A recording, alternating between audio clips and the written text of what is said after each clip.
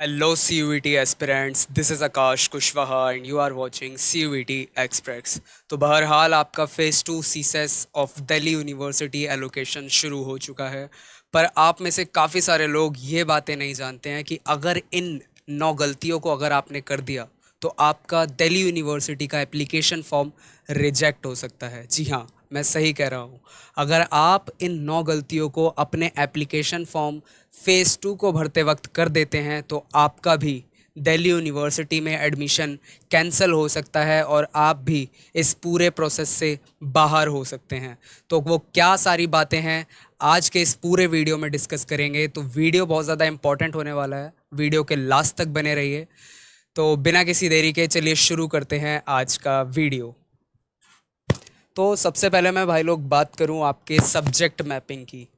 बहुत सारे स्टूडेंट जिन्होंने अपना फ़ेज़ 2 भर दिया है वो लोग जान रहे होंगे कि सब्जेक्ट मैपिंग क्या चीज़ है, और जिन्होंने नहीं भरा है उनके लिए मैं बता दूं कि सब्जेक्ट मैपिंग कुछ नहीं है, एक छोटी सी चीज़ है। वो ये कि आपके क्लास 12th के सब्जेक्ट एक तरफ और आपके CUET के सब्जेक्ट जो आपने अपने इस साल CUET 2024 में पढ़े थे वो एक तरफ। मान लेते हैं आपका Hindi, English, maths, physics, chemistry, ठीक है, ये आपके 5 सब्जेक्ट हुए क्लास 12th में। उसी तरह से मैं बात करूं आपके CUET 2024 में आपने लिया Hindi, English, maths, chemistry, physics, ठीक है। तो अब अगर आप देखो तो हिंदी से हिंदी मैप हो रहा है, इंग्लिश से इंग्लिश, मैथ्स से मैथ्स, केमिस्ट्री से केमिस्ट्री और फिज़िक्स से physics. This is all about subject mapping. यही है सब्जेक्ट मैपिंग और कुछ नहीं है। तो आपको ये चीज़ कर देनी है अपना फ़ेज़ 2 भरते वक्त, और ये सही करनी है। सही इन द सेंस मैं क्यों कह रहा हूँ आपको कि सही करनी है, काफ़ी सारे ऐसे भी स्टूडेंट होंगे जिन्होंने क्लास 12th में जो सब्जेक्ट पढ़े थे उससे ज़्यादा अपने CUET 2024 सब्जेक्ट दिए होंगे। जैसे काफ़ी सारे स्टूडेंट ने जनरल टेस्ट दिया है, जनरल टेस्ट आपके क्लास 12th में कोई सब्जेक्ट नहीं है।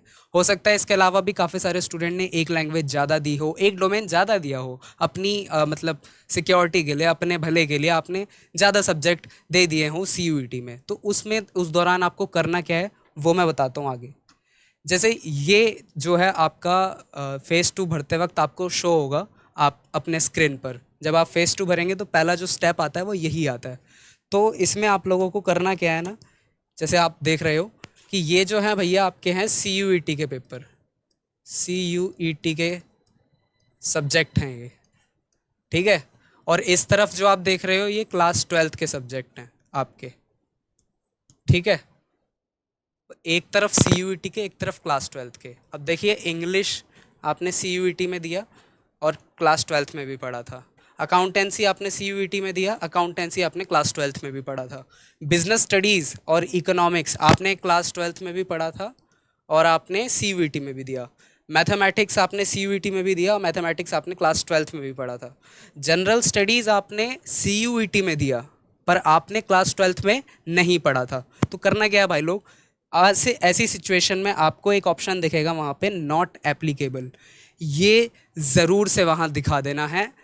Not only for general test, वो सारे सब्जेक्ट जो आपने CUET के अंदर दिए हैं पर आपने क्लास 12th के अंदर नहीं पढ़े हैं, तो वहाँ आपको एक सीधा सा काम करना है, वो ये कि आपको नॉट एप्लीकेबल सिलेक्ट कर देना है। समझ गए, नॉट एप्लीकेबल सिलेक्ट कर देना है। बस इतना काम आप लोगों को करना है सब्जेक्ट मैपिंग के अंदर। बस ये था आपका पहला नुकसान होने से बच गया। अगर वो जो लोग जो यहाँ नॉट एप्लीकेबल नहीं करते हैं तो उनका भाई लोग अंजाम बुरा हो सकता है, ये आप समझो, ठीक है। आपकी एप्लीकेशन फॉर्म में आपको खामियाजा भुगतना पड़ सकता है अपने पूरे एडमिशन प्रोसेस में। तो आप ये गलतियाँ बिल्कुल से अवॉइड कीजिए, ठीक है। नॉट एप्लीकेबल सिलेक्ट कीजिए सो दैट आपका एप्लीकेशन फॉर्म में कोई मिस्टेक, कोई आपको गलतियों का सामना ना करना पड़े। आगे मैं बात करूं आपका second option preference filling. Preference filling क्या है, क्या भला है, इसके ऊपर मैं ऑलरेडी एक वीडियो पोस्ट कर चुका हूँ, एक डिटेल्ड वीडियो बना चुका हूँ जिसमें मैंने आपको पूरा गाइड किया है, पूरी गाइडेंस दी है कि आप बिना किसी को पैसे दिए, बिना किसी से पूछे समझे, आपने खुद से अपनी खुद की एक बढ़िया प्रेफरेंस लिस्ट बना सकते हो घर पर बैठे। और उसमें मैंने तमाम ऐसी बातें करी हैं जो कोई भी यूट्यूब चैनल आपको नहीं बता रहा है। सब लोग इस तरह से बातें कर रहे हैं कि आप हमारा पेड कोर्स ले लीजिए, देन हम आपको प्रेफरेंस लिस्ट बना करके देंगे। कोई कह रहा है कि आप मुझे अपना डिटेल्स बताइए, या कोई किसी का कोई ऐप चल रहा है, उस ऐप में अपनी डिटेल्स भरिए तब आपको प्रेफरेंस लिस्ट मिलेगी। मेरा आप लोगों को गुमराह करने का कोई मोटिव नहीं है। मैंने आप लोगों के लिए एक सटीक जानकारी एज अ मेंटर आप लोगों के लिए उस वीडियो में बताई है। अगर वो प्रेफरेंस फिलिंग वाला वीडियो आपने अब तक नहीं देखा है, मैं डिस्क्रिप्शन में लिंक दे रहा हूँ, आप वो जल्दी से जा करके देख लीजिए, सो दैट आपकी प्रेफरेंस लिस्ट एक अच्छी बन सके और आप उसमें कोई गलती ना कर सको और आपको एक बढ़िया कॉलेज इस पूरे एडमिशन प्रोसेस CSES 2024 में आपको मिल सके। ठीक है, वो तो रही बात मैंने उस वीडियो में करी थी, क्या नाम है, प्रेफरेंस कैसे भरनी है। इसमें मैं बताता हूँ स्टूडेंट्स गलतियाँ क्या करते हैं। तो उस वीडियो में भी मैंने एक चीज़ बार बार चिल्ला चिल्ला करके आप लोगों को बोली थी कि जो प्रेफरेंस लिस्ट है वो higher to lower order follow करके ही बनाना। ऐसा बिल्कुल मत करना कि भाई लोग कि आप लोग बेकार कॉलेजेस को ऊपर टॉप पे रख दे रहे हो और जो अच्छे कॉलेजेस हैं उन्हें लो पर रख दे रहे हो। अपने मतलब फैक्टर्स को लेकर के आप सोच रहे हो कि भैया मेरे नंबर कम है तो मैं बेकार कॉलेजेस को, ये कॉलेज मुझे मिल सकता है इसे ऊपर रख देता हूँ, मेरे तो मतलब बहुत बेकार मार्क्स हैं, इस पे तो मुझे हिंदू स्टीफन्स मिल ही नहीं पाएगा, तो हिंदू स्टीफन्स को मैं टॉप पे क्यों रखूँ। तो भाई लोग ऐसी गलती बिल्कुल मत करना। आपको कॉलेज मिले या ना मिले डजेंट मैटर, आप अपना हायर टू लोअर वाला ऑर्डर बिल्कुल मत छोड़ना। अगर आप इसे फॉलो करते हो तो आपका जो 0.001% भी अगर चांस होंगे ना आपको कॉलेज मिलने के, तो वो मिल सकते हैं। हाँ, आपको और मुझे नहीं पता कब आपकी किस्मत चमक जाए, हो सकता है आपको कॉलेज मिल भी जाए जो आपको नहीं मिल रहा होगा, क्योंकि जो ये पूरा एडमिशन प्रोसेस है ये पूरा स्पॉट राउंड तक जाता है। हाँ, अभी जो कैलेंडर आया है उसके अंदर दिल्ली यूनिवर्सिटी ने केवल 2 राउंड्स का जिक्र किया है, पर उस बात से आपको घबराना नहीं है, क्योंकि ये जो दिल्ली यूनिवर्सिटी है लास्ट ईयर भी उन्होंने ऐसे ही किया था। बट होता क्या है कि 2 एलोकेशन में पूरी की पूरी सीट मतलब एडमिशन नहीं हो पाता है पूरी सीट्स पे। तो धीरे धीरे करके ये 2 राउंड से कब 3 राउंड में बदलेगा, और 3 राउंड से कब 4, और 4 से कब स्पॉट राउंड, आपको भी पता नहीं चलेगा बट हमें पता है, क्योंकि एज अ सीनियर मैं आप लोगों को इतना बता सकता हूँ कि ये 2 राउंड से तो ज़्यादा में ही पूरा प्रोसेस जाएगा। और 2 राउंड से अगर ज़्यादा जाएगा तो आपके चांसेस हैं कि आपके कम मार्क्स पे भी बढ़िया कॉलेज मिल सकते हैं। और इसीलिए आपको higher to lower order follow करना बहुत इंपॉर्टेंट है, क्योंकि आपको बेकार मार्क्स पे भी अच्छा कॉलेज मिल सकता है अगर आपने हायर टू पूरा लोअर ऑर्डर फॉलो किया है तो। और ये कैसे फॉलो होगा, ये मैंने पिछला वीडियो जो प्रेफरेंस फिलिंग का है उसमें मैंने आपको डिटेल्ड में बताया है, वो जा करके देख लीजिए। ये रही बात आपके प्रेफरेंस फिलिंग की। इसके अलावा मैं बात करूँ आपका, एक सेकेंड, हाँ, इसके अलावा मैं बात करूं आपका कि प्रेफरेंस भरते वक्त आप प्रेफरेंस नंबर का इस्तेमाल करें। ये प्रेफरेंस नंबर क्या है मैं बताता हूँ। जिन स्टूडेंट्स ने अगर अभी प्रेफरेंस फिलिंग के स्टेप पर पहुंच गए हैं वो इस बात को बखूबी जान रहे होंगे, पर वो स्टूडेंट जिन्होंने अभी तक प्रेफरेंस फिलिंग वेबसाइट पे नहीं करी है, बहुत अच्छी बात है नहीं करी है, तो उनके लिए ये जानकारी है कि भाई लोग आप जब प्रेफरेंस फिलिंग करते हो ना तो आपको है ना इस तरीके का एक इंटरफेस देखने को मिलता है, जहाँ पे आपका होता है कि भैया आप इसे अप पे ले जाएं, इसे डाउन पे ले जाएं, या फिर आप मूव टू प्रेफरेंस नंबर। तो ये जो ऐड टू टॉप और ऐड टू बॉटम वाले जो फीचर है ना भाई लोग, इसका इस्तेमाल बिल्कुल मत करना। ये इसलिए मैं कह रहा हूँ क्योंकि ये जो 2 ऑप्शन है ये बहुत ज़्यादा कन्फ्यूज़न क्रिएट करते हैं स्टूडेंट्स के बीच में। और इन ऑप्शन से होता क्या है कि आप लोगों को पता नहीं होता कि आप जैसे लेट्स सपोज ये कॉलेज 1 है, ये कॉलेज 2 है, ये कॉलेज 3 है, ये कॉलेज 4 है और ये कॉलेज 5 है। आप कॉलेज 5 को टॉप कर रहे हो, मतलब ये 5 से ऊपर जाएगा तो ये 5 यहाँ आ जाएगा और 4 यहाँ आ जाएगा। ठीक है, अब इसमें है ना बहुत ज़्यादा कन्फ्यूज़न होती है, कौन सा ऊपर जा रहा है कौन सा नीचे जा रहा है, कुछ समझ नहीं आता। और ऐसे में होता क्या है कि आपके चांसेस ज़्यादा होते हैं कि आपकी प्रेफरेंस फिलिंग गलत होने के। मैं आपको रेकमेंड करूँगा कि आप लोग जो है प्रेफरेंस नंबर का इस्तेमाल करें। प्रेफरेंस नंबर में आप सीधा एक टाइप करिए कि इस फलाने कॉलेज को हमें रखना है नंबर 1 पे, इस कॉलेज को नंबर 2 पे, इस कॉलेज को नंबर 3 पे। आप सीधा अकॉर्डिंग टू देयर नंबर आप उसे रैंक कर सकते हैं। तो ये ज़्यादा इजी रहता है और ज़्यादा मतलब चांसेस कम होते हैं कि यहाँ आपकी गलती कम हो। और ये इसीलिए कह रहा हूँ कि यहाँ अगर आपने गलती कर दी है move to top add to bottom में, अगर आपने कोई गलती से भी बीच में कोई ऐसा कॉलेज सेलेक्ट कर दिया जिस कॉलेज में समझ लो आपने इवनिंग कॉलेज सेलेक्ट कर दिया गलती से बीचों बीच में, तो आपको ऑब्वियसली अगर आपको बेकार कॉलेज अगर आपने ऊपर रखा है तो आपको वो सबसे पहले अलॉट हो जाएगा। और अगर ऐसा हुआ, अगर आपको वो अलॉट हुआ, तो आपके ज़िंदगी के 4 साल आपको उसी बेकार से मनहूस से कॉलेज में बिताने पड़ेंगे। तो मैं नहीं चाहता कि आप लोगों को वो कॉलेज मिल जाए जिसमें आपको आप डिज़र्व भी नहीं करते हो उस कॉलेज में होना। तो आप ये प्रेफरेंस नंबर का इस्तेमाल ज़रूर से करें सो दैट आपको एक अच्छा और एक बढ़िया कॉलेज इस एलोकेशन फॉर्म में मिल सके। ठीक है, तो आपको अवॉइड करना है। ये था हमारा तीसरा तीसरा था ना, हाँ, ये था तीसरा मिस्टेक। इसके अलावा मैं बात करूँ आपकी चौथी मिस्टेक की जो स्टूडेंट करते हैं, वो ये कि वो अपनी प्रेफरेंस लॉक ही नहीं करते। लास्ट ईयर की अगर मैं बात करूँ तो काफ़ी सारे स्टूडेंट क्या करते हैं कि प्रेफरेंस अपना भरते जाएंगे और वेट करेंगे कि जिस दिन आखिरी दिन होगा हम उस दिन लॉक करेंगे। अब एज अ सीनियर मैं आप लोगों को बताऊं तो भाई लोग, होता क्या है ना कि जिस दिन आखिरी दिन होता है उस दिन साइट चलती ही नहीं है, क्योंकि मोस्ट ऑफ द स्टूडेंट उसी दिन जा कर के प्रेफरेंस भर रहे होते हैं। अब जो साइट है वो इतना ज़्यादा डेटा कलेक्ट कर नहीं पाती है, तो साइट क्रैश हो जाती है। तो भाई लोग, जो स्टूडेंट जो अपनी प्रेफरेंस मस्त चमका चमका के जो भर रहे होते हैं, उनकी जो रही बची प्रेफरेंस होती है वो भी उड़ जाती है। ठीक है, और फिर उनकी प्रेफरेंस में कुछ कोई कॉलेज ही नहीं होता है, तो वो तो भैया पहले ही अपना इस राउंड से बाहर हो जाते हैं। तो ये नहीं करना है कि आपको कल ही लेके बैठ जाना है अपना लैपटॉप और उसमें अपना प्रेफरेंस भर देनी है, ना शुरुआत में ना एकदम आखिरी में। ये जो पूरा प्रोसेस है उसके बीच तक आप अपनी प्रेफरेंस फिलिंग कर लो।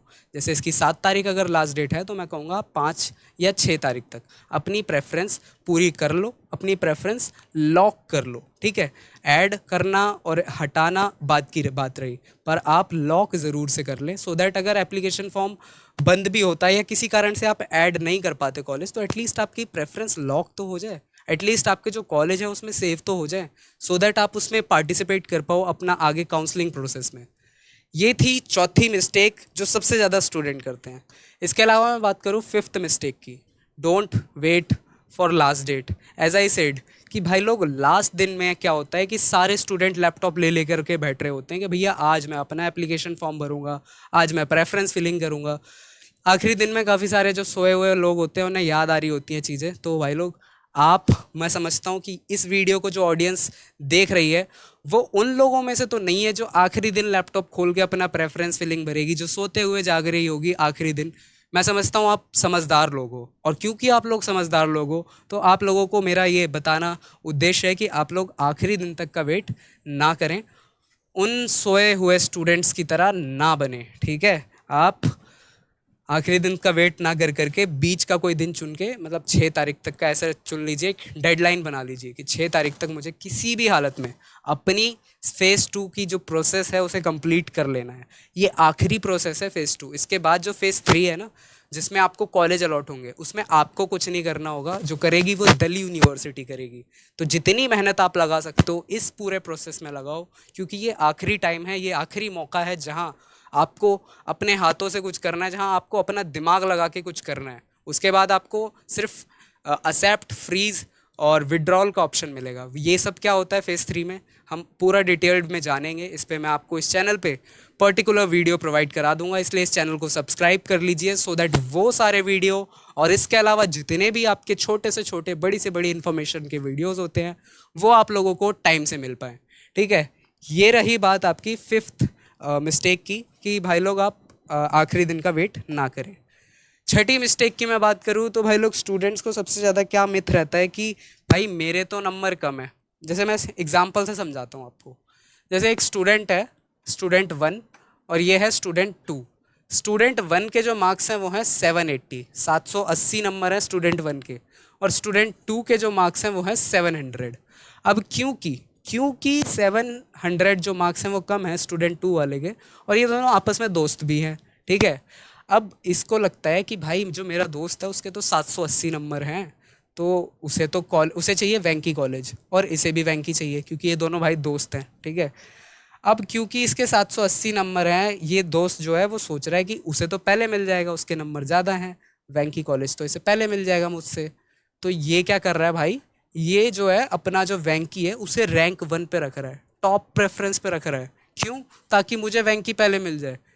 बेशक उसके नंबर कम है, फिर भी वो कह रहा है कि मेरे को वेंकी पहले मिल जाए, इसलिए मैं वेंकी को टॉप पे रखूंगा। पर ये भाई साहब जो है स्टूडेंट 1 जिनके 780 मार्क्स हैं, ये proper higher to lower order follow कर रहे हैं। अब एक चीज़ मैं आपको बता दूं, आपका ये जो मिथ है ना, ये आपका दूर कर दूं।